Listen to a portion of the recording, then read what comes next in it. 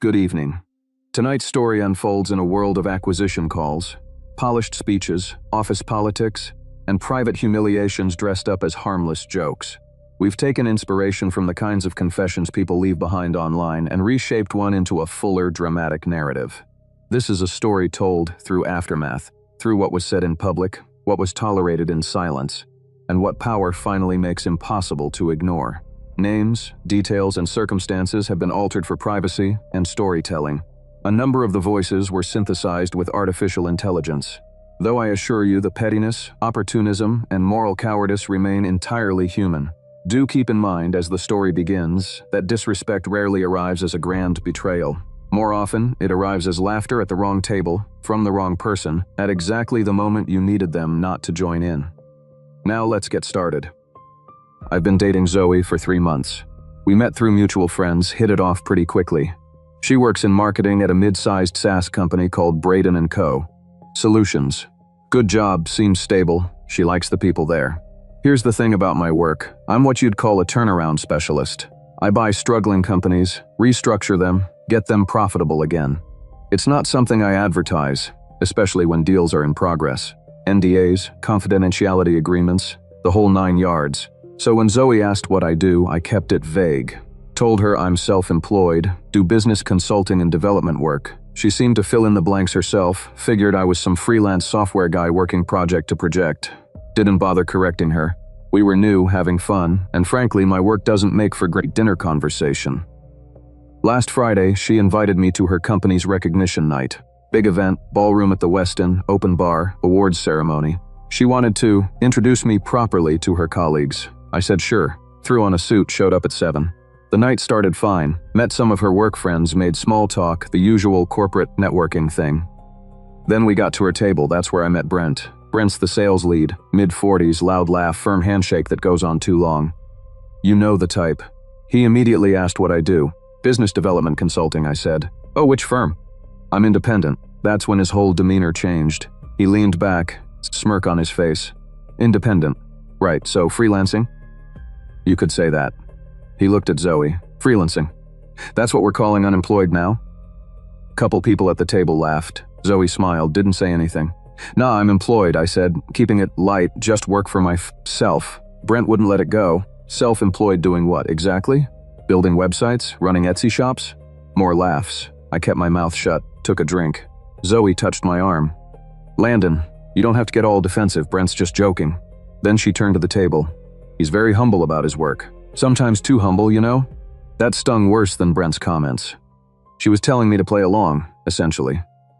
The night went downhill from there. Every time someone asked about my work, the table got this knowing look, like they all agreed I was some kind of charity case Zoe was dating. A few of her coworkers made comments. Must be nice having that freedom, no real schedule.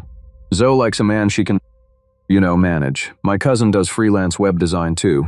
Really struggling right now with the economy. I stayed quiet. Zoe kept laughing along with them. Said I should loosen up when I wasn't joining in. The worst came during dessert. Brent stood up with his drink, voice carrying across the table. Hey Landon, real talk, tomorrow our company's getting a new CEO after this acquisition deal closes. You should send in your resume, man. Maybe they'll have an entry-level spot for you. Could be your big break into corporate life. The whole table cracked up. Even Zoe giggled behind her wine glass. I smiled, nodded. I'll think about it. What I didn't say, I know exactly who's taking over your company tomorrow, Brent. Around 10 p.m., my phone buzzed. Text from my corporate attorney. Tomorrow 9 a.m., acquisition announcement. You'll be addressing the leadership team first. Conference room setup confirmed. Board wants you there by 8:30. I excused myself to the bathroom. Sat in the stall for a minute, just processing. 3 months I've been working this deal. 3 months of due diligence, negotiations, restructuring plans. The purchase of Brent & Co. Solutions closes at midnight tonight. Come Monday morning, I'm walking into that building as the new owner. And Zoe has no idea. I went back to the table. Stayed another hour. Let them make their jokes. Brent was on a roll, asking if I needed help updating my LinkedIn, if I knew how to use Excel, whether I'd ever worked in an actual office environment. Zoe squeezed my hand under the table, but said nothing to stop it. Drove her home around midnight. She was tipsy, happy. Thanks for being such a good sport tonight. Brent can be a lot, but he means well. It's just office banter, you know? I just nodded. Kissed her goodnight at her door. Got home, checked my email. Acquisition finalized at 11:47 p.m. Braden & Co. Solutions is now owned by Pierce Holdings, my company. It's 3 a.m. now. Can't sleep. Have to be at their office in 5.5 hours to address the leadership team. Zoe's going to be in that room. So is Brent. I'm not vindictive. I bought this company because it's a solid turnaround opportunity with good bones but poor management. The culture issues are documented in the due diligence reports. High turnover, complaints about hostile work environment, sales numbers that don't add up. But I'd be lying if I said I wasn't looking forward to tomorrow morning. The announcement happened. It went exactly how you'd expect. Got to the office at 8:25 a.m. Monday. Met with the board first, quick alignment on messaging. At 9 sharp, we called the all-hands leadership meeting. The interim CEO, decent guy named Jamie who knew this was coming, started the announcement. As you all know, Braden & Co. has been acquired. I want to introduce you to the new ownership. Please welcome Landon Pierce, founder and CEO of Pierce Holdings. I walked into the conference room. You should have seen their faces. Brent literally froze mid-sip of his coffee. Just held the cup there, mouth open. Zoe went pale, completely white. Mouth what? At me from across the room. The department heads looked confused. They didn't know me from Friday night. But the handful of people who were at that table, they knew exactly what was happening. I kept it professional. Gave my standard acquisition speech. Talked about the restructuring plan, timeline for changes, my vision for the company's growth. Mentioned that I'm committed to building a culture where people are valued for their skills and character, not judged by superficial measures or job titles. Could feel Zoe staring at me the entire time. Wrapped up after about 20 minutes. Open for questions. Brent's hand shot up. Yes, Brent, I said. I'm sorry. When did this deal start? 4 months ago, closed Friday at midnight. I watched him do the math. Watched him realize I'd been sitting at his table, listening to him mock me while I was literally days away from owning his company. Any other questions? Silence. Great. Department heads, I'll be scheduling one-on-ones this week. HR will send out the calendar. Meeting adjourned, I walked out. Zoe caught me in the hallway 30 seconds later. Landon, what the hell? Can't talk right now. Have a meeting with the CFO. You bought my company. I bought a company. Didn't know it was yours until we'd been dating a while. And you didn't think to mention this? I stopped walking, turned to face her. When should I have mentioned it? When we were getting drinks and you told your friends I was between jobs? Or maybe Friday night, when your whole table was laughing about how I should apply for entry-level positions. She had the decency to look embarrassed. That was just... They were joking. Brent jokes with everyone. Right. Jokes. I started walking again. I've got back-to-back meetings all week. We can talk later. Don't do this. Don't let Friday night. This isn't about Friday night. I looked at her. This is about the fact that you sat there and let it happen. Told me to be humble. To take the joke, left her standing there. Spent the next 3 days in meetings. The CFO walked me through the books. They're worse than the preliminary audit showed. Found irregularities in the sales reports, big ones, all pointing back to Brent's team. Also found something interesting. Zoe's department is performing well below benchmark. The marketing team had been flagged for restructuring before I even made the initial offer. Not because of her specifically, but the whole group has culture and productivity issues. Wednesday evening, Zoe texted, asked if we could talk. I told her I was busy with the transition, which wasn't a lie. She asked if we were still together. I said I needed time to think. Thursday morning, I requested HR pull Zoe's file. Standard procedure, I review all department heads and senior staff during acquisitions. What I found caught me off guard. She'd applied to Pierce Holdings 18 months ago for a senior marketing position. Her resume made it to the final rounds, but HR flagged her as not a cultural fit based on reference checks. Some concerns about integrity and accountability. I never saw her application. That's HR's domain. But someone at my company had already evaluated her character and found it lacking. Friday, I scheduled one-on-ones with the marketing team. Zoe was my last meeting of the day. She came in nervous, tried to make small talk. I kept it professional, asked about her projects, her team dynamics, her thoughts on department performance. Then I asked about Friday night. What do you want me to say? She looked frustrated. I'm sorry. I already apologized. I don't need an apology, I said. I need to understand something. You knew those comments bothered me. You could see it. But you told me to take the joke, to be humble. Why? She shifted in her chair. It's just, that's how it works here. The culture. Brent's been here 8 years, he's got clout. You can't push back on guys like him without making things much harder for yourself. So you chose the easier path. I chose to keep the peace. I nodded. Here's my problem, Zoe said. I can work with someone who makes mistakes. I can work with someone who's learning. But I can't work with someone who knows the right thing to do and chooses not to do it because it's uncomfortable. This is about us, isn't it? You're punishing me. This is about culture. About the kind of environment I'm building here. And right now, you're part of the problem I'm trying to fix. I told her she'd be placed on a performance improvement plan. 90 days to demonstrate leadership, accountability, and cultural alignment. Her manager would have the details by Monday. She left without another word. That evening, I fired Brent. Not because of Friday night, because the audit found 23 instances of falsified sales reports, inflated numbers, and misrepresented client contracts. Security escorted him out at 5:45 p.m. Zoe texted me that night, said I was being unfair, that I was letting personal feelings affect business decisions, that she expected better from someone who claims to be professional. I didn't respond. It's been almost a week now. The company's adjusting to the changes. Some people are nervous, some are relieved. Found out Brent had been bullying the junior sales staff for years. 3 people have already thanked me privately for letting him go. Zoe and I aren't speaking. She's doing her pip-pee. From what I hear, she's telling people I'm on a power trip, that I'm using my position to get back at her. Maybe she's right. Maybe I should have handled this differently. But I keep thinking about that table, about how easy it was for her to laugh along. How she didn't hesitate to choose their approval over my dignity. And I think this is exactly the kind of person who fails reference checks. Things escalated this week. Need to document this while it's fresh. Monday morning, I met with the HR director and legal counsel.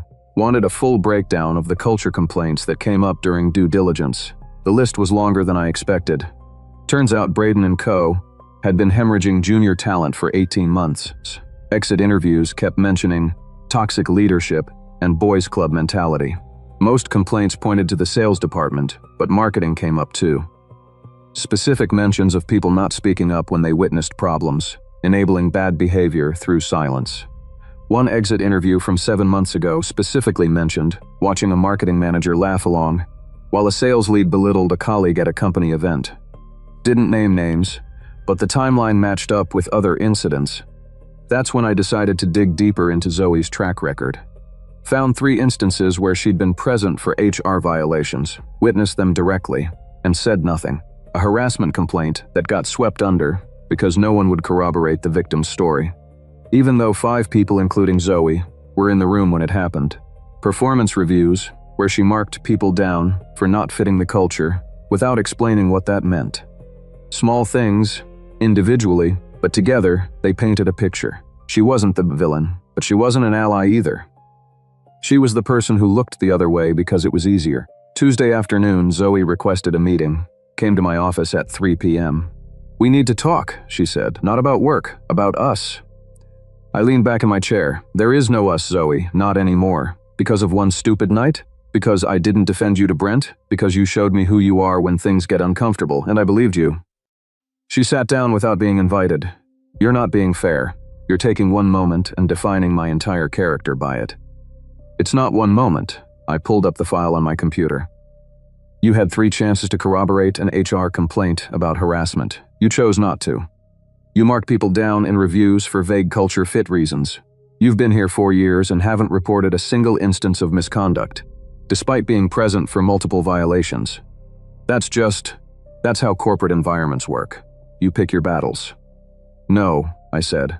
"That's how toxic environments work, because people like you let them." Her face went hard. "You know what? Fine. Fire me. Get it over with.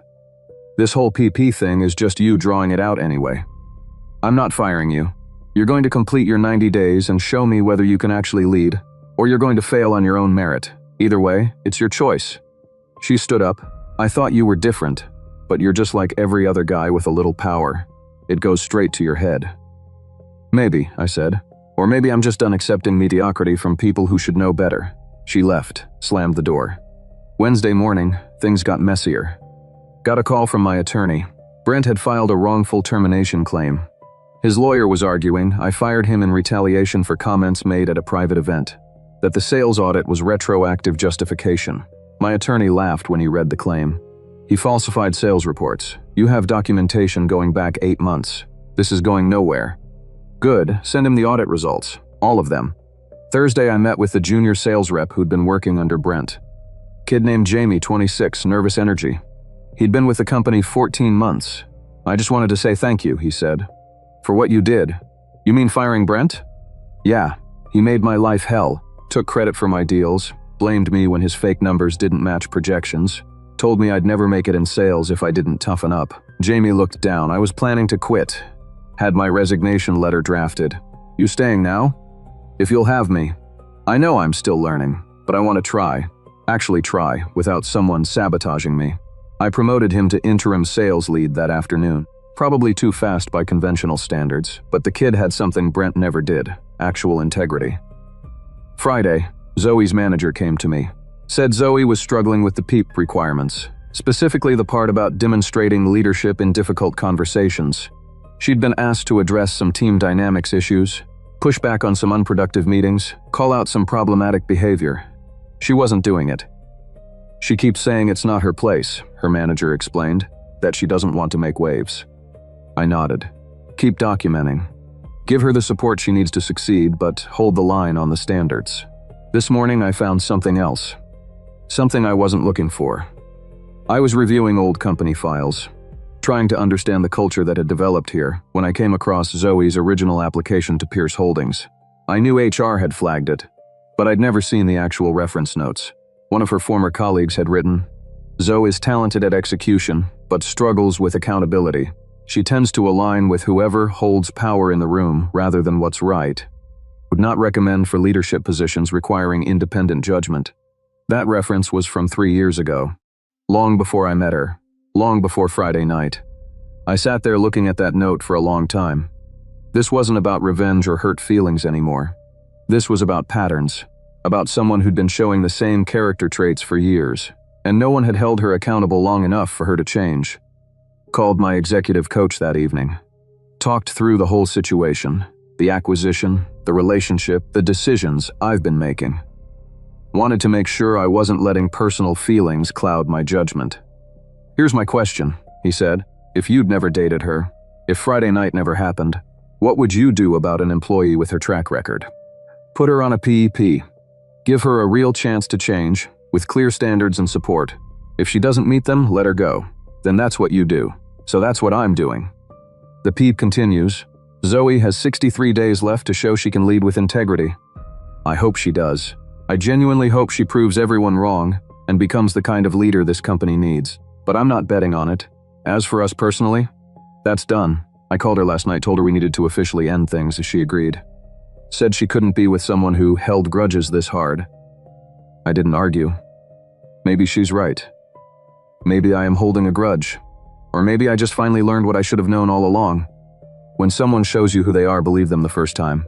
The company's doing better. Morale is up. 3 people have already applied for Brent's old position. All internal candidates who've been waiting for a chance. We're restructuring the sales comp plan to reward actual performance instead of whatever Brent was doing. It's a mess, but it's a mess. Moving in the right direction. One day at a time. Final update. First, the business stuff. Zoe's 90-day PIP ended yesterday. She didn't make it. Her manager documented multiple instances where she failed to demonstrate leadership or accountability. Missed deadlines, avoided difficult conversations, kept trying to work around the requirements instead of meeting them. HR gave her 2 weeks' notice this morning. She'll be gone by the end of the month. Found out she's been telling people I fired her out of spite. That the whole PIP was a sham to get revenge for dumping me. Her friends at the company, the ones left from the old culture, are eating it up. There's a whole narrative now about the scorned ex-boyfriend CEO abusing his power. I let it go. Anyone who believes that version either doesn't know the facts or doesn't want to. Not worth my energy. But here's where things got interesting. This afternoon around 4 p.m. there was a knock on my office door. Jamie, the kid I promoted to sales lead, standing there looking nervous. Sir, you got a minute? Sure. What's up? He came in, closed the door behind him, pulled an envelope from his jacket. I need to show you something. I've been going back and forth on whether to bring this up, but after what I heard about Zoe leaving, I think you should see it. He handed me the envelope. Inside was a printed photograph. Not professional quality, looked like someone had taken it on a phone and printed it out. But the image was clear enough. It was from that Friday night at the gala. The photograph showed our table. Brent in the middle, mid-laugh, arm extended, pointing at me. Zoe next to him, wine glass up, smiling. Me on the other side, face neutral, hands folded on the table. You could see the whole dynamic right there, the mockery, the complicity, the quiet dignity. Where'd you get this? One of the catering staff that night, Jamie said. Guy named David. He's worked a bunch of our company events. He saw what was happening at your table and it bothered him. He took the picture because… Jamie paused. Because he'd seen Brent pull that same act before. Thought someone should have documentation. Documentation of what? Hostile work environment. That's what David called it. He said he'd served at 3 company events over the past 2 years and Brent always acted like this. Always picked someone to target, always got the table to pile on. David kept photos because he thought someday someone might need proof. I looked at the picture again, studied Zoe's face, the easy smile, the casual participation in someone else's humiliation. David heard you were the new owner, Jamie continued. He wanted you to have this.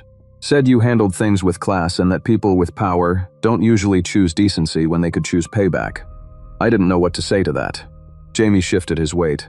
Look, I know Zoe's leaving. I know people are saying stuff. But I was at that table too. Junior guy, kept my mouth shut, didn't want to make waves. I watched the whole thing, and what they're saying about you now, it's not true. You gave her the same chance you gave everyone else. She just didn't take it. After Jamie left, I sat there with that photograph for a long time, called my attorney. Asked if this would have helped with Brent's wrongful termination claim. Wouldn't have hurt, he said.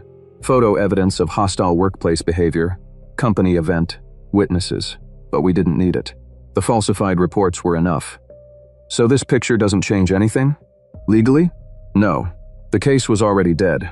But if you're asking whether it validates your decision-making process, yeah, it does. I had HR add the photo to Brent's termination file anyway, just in case he tries to come back with another claim. But the thing that's sticking with me isn't the legal angle. It's what Jamie said, about people with power choosing decency. Because here's what I've learned over the past few weeks. I could have destroyed Zoe. Could have fired her day one, could have made her life miserable, could have used my position to make sure she never worked in this industry again. I had the power to do all of that. I chose not to. I gave her 90 days. Clear standards, full support from her manager, every resource she needed to succeed. She failed on her own merit, and that's on her. Her exit interview is scheduled for next Friday. Standard practice, done by external HR consultant, completely by the book. The company's doing well. Revenue's up 12% from when I took over. Sales pipeline is healthy now that the numbers are real. We've hired 6 new people, all culture fits, all excited to be here. The junior employees who were getting bullied under Brent are thriving. Culture takes time to change, but we're moving the right direction. As for the personal stuff, I'm good. Really. Went on a date last week, actually. Woman I met at a business conference owns a small consulting firm. We got coffee, talked for 3 hours, hit it off. Seeing her again Saturday. She asked what I do for work. I told her the truth from the start. I buy companies and fix them. She nodded, said, that sounds complicated, and we moved on to other topics. Felt good to just be honest about it. The Braden & Co. Building is starting to feel less like an acquisition and more like an actual company, my company. It's satisfying in a way I didn't expect. Someone asked me last week what I actually gained from all this.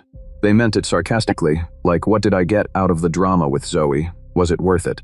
But I've been thinking about that question seriously. I gained clarity about what I'm willing to tolerate, about what matters to me in a partner, about the kind of leader I want to be.